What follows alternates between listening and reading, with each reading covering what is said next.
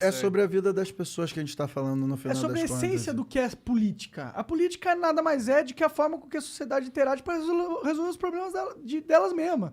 E isso acabou. A política Virou um teatro. Virou um teatro macabro. Virou um teatro. Macabro. Pra tu ter noção, teve um dia que tem o corredorzinho lá, o corredor de Ácaro lá, né, lá.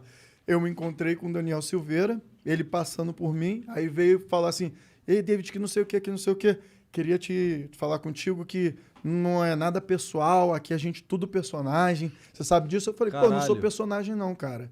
Eu lembro exatamente o que tu fez quando você rasgou a placa da Marielle. Aquilo ali machucou não só a mim, a família dela e todas as pessoas que seguiam o trabalho dela e que amavam ela. Aí ele, não, cara, não é isso não, eu te peço desculpa e tal. E voltou a ser o mesmo personagem. Tem muitos ali que são personagens. Muitos personagens que vivem aquilo ali. E a política, pra mim, é uma coisa... Eu podia estar muito bem, confortável na minha vida, trabalhando com grandes empresas, junto com meu marido, como eu sempre trabalhei, ganhando meu dinheiro que eu ganhava, mais do que eu ganho meu salário hoje de deputado federal. Cara, eu podia estar muito tranquilo. Mas sabe o que é? O choque da realidade, de ver os meus, quando eu falo assim, que são as pessoas que passaram e passam hoje em dia pela situação que eu já passei, eu precisava fazer alguma coisa na movimentação do que eu tinha. Quando me colocaram na frente, depois do caso do Snowden, quando me botaram ali na frente e me deram um holofote, então eu fui lá, mesmo falando às vezes errado, com linguajar,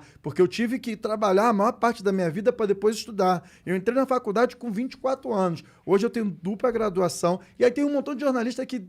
Já teve jornalista que veio falar comigo no Twitter porque eu escrevi alguma coisa numa sentença errada. Obviamente, eu passei parte da minha vida sem conseguir estudar. Eu tinha que trabalhar, andar com um sapato rasgado. Não tinha R$1,50 para poder comprar um salgado e tinha que comer arroz, feijão e às vezes se sobrava 25 centavos, mortadela, uma fatia de mortadela em cima para poder complementar. Porque essa é a realidade dos brasileiros. A maioria dos brasileiros vai sofrer muito até a gente conseguir estagnizar e melhorar a economia do nosso país, que eu não estou vendo, assim, vários dos candidatos tendo um plano para isso. O plano é, vamos acalmar o mercado, vamos falar com a burguesia, que aí a burguesia vai fazer isso. Isso, sinceramente, eu não consigo compactuar com esse pacto que eles estão fazendo. Meu pacto é com o povo que está sofrendo dentro desse país. Parece que tem muito dos políticos que eles acham que o país e bem é a bolsa de valores ao valorizar. Mas eles não entendem o quão burro é isso, porque a bolsa de valores vai valorizar muito pela especulação do dinheiro gringo entrando.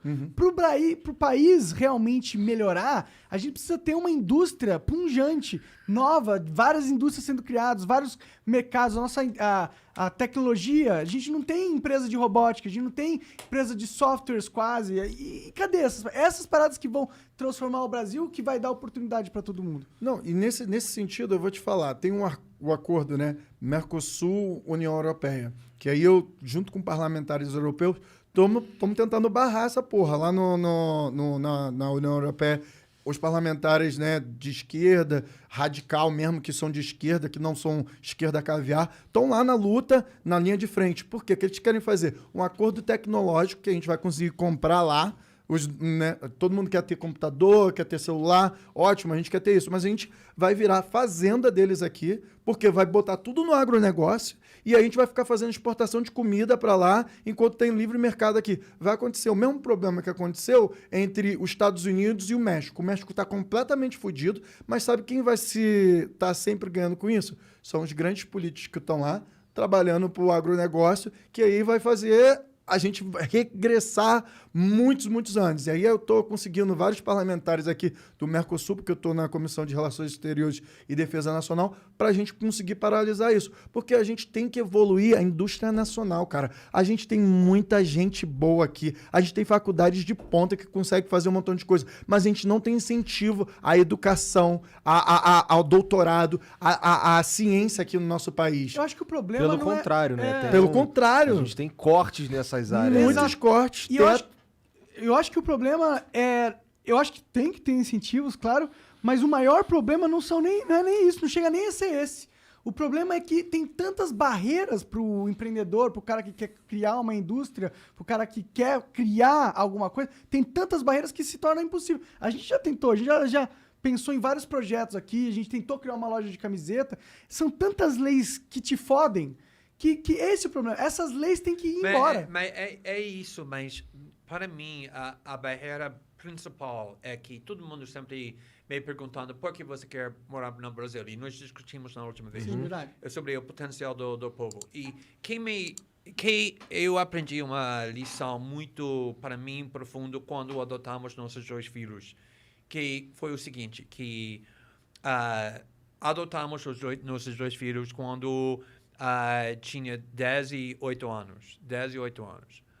Quando eles chegaram com a gente, eles estavam morando no abrigo, completamente pobre não é suficiente para descrever, em Maceió.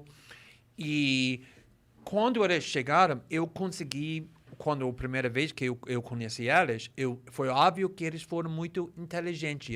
Você pode ver que eles têm essa conexão para nós, que eles estão muito curiosos, muito pensando, mas eles não sabem. Eu estava chocado que eles não saberam. Eles não conseguiram falar os dias da semana. Segunda, terça, quarta, quinta, sexta. Eles não conseguiram fazer nada com números. Os meses, as horas, eles não sabiam. Não saberam absolutamente nada. Por quê? Não porque eles são burros, muito ao contrário. Eles são muito inteligentes. É porque eles nunca tinham a oportunidade, porque eles não o tinham... O sistema educacional que a gente tem hoje é muito falho. Ele passa hoje em dia direto às nossas crianças. Aqui no estado do Rio de Janeiro é assim direto. Não tem investimento na educação para que a gente possa fazer uma evolução. Mas 4 anos depois, se vocês falam com eles sabem tudo, infelizmente.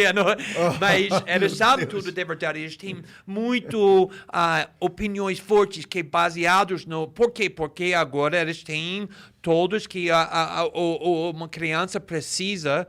E a mesma coisa que tem uma terceira filha, mais ou menos, nossa sobrinha que está aqui no estúdio, Marcelo Henrique, que também cresceu com um mãe que é uma mãe incrível, que foi completamente dedicado, que ainda é dedicado, mas essa pobreza significa que ele não tinha nenhuma oportunidade para fazer muitas coisas também. Essa pobreza sufoca muitas pessoas. Imagina tantos pessoas que moram aqui no Brasil, que é o próximo Einstein, o próximo... Beethoven, ou qualquer um desses que simplesmente não conseguem fazer. Então, tudo que você está falando, eu concordo completamente, mas a coisa mais valiosa aqui no Brasil é o potencial das pessoas que está sendo sufocado. E a gente vive um desperdício de potencial humano absurdo aqui. É exatamente isso que você está falando. E que se a gente fosse parar para pensar em país, pra gente é muito ruim.